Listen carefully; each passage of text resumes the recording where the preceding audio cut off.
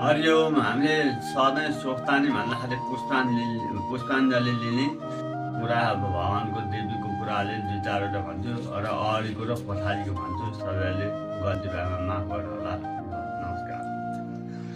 या ब्रह्मा वरेन्द्र रुद्र मरुतम यजमन्ति देवै तवै वेदै साङ्ग पदो कर्मोपनिषदा गायन्त्यं सामगा ध्याना बन्दित तद्गतेन मनसा पश्यन्त्यं योगिनो यशन्तन्त बिन्दु सुरासुरगणा देवाय तस्मै नमः।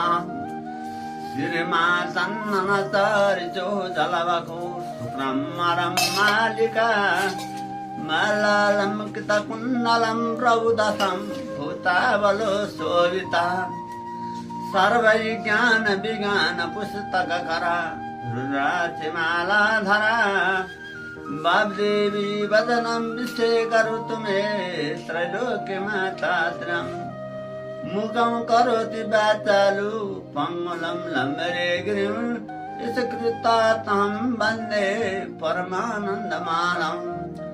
नमो भगवते तस्यै व्यासाय मृततेजसे तपश्चादच्छामि नारायणे कथाभ्याम्। नारायणं नरो कृतं नरो दैवं नरोत्तमं देवी सरस्वती व्यासं ततो जयमुद्रेति। यति पहिलाको र अब अन्तिम सोक्तानी भनिसकेपछि अन्तिमको।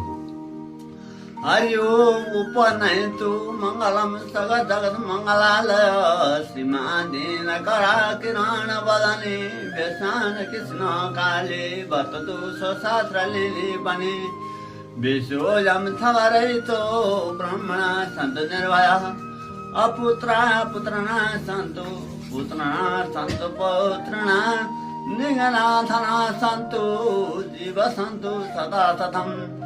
तत्रैव गङ्गा यमुना जितात्रा गोदावरी सिन्धु सरस्वती च तीर्थानि सर्वाणि वसन्तु तत्र यहोरका तद् कथा प्रसन्नम्।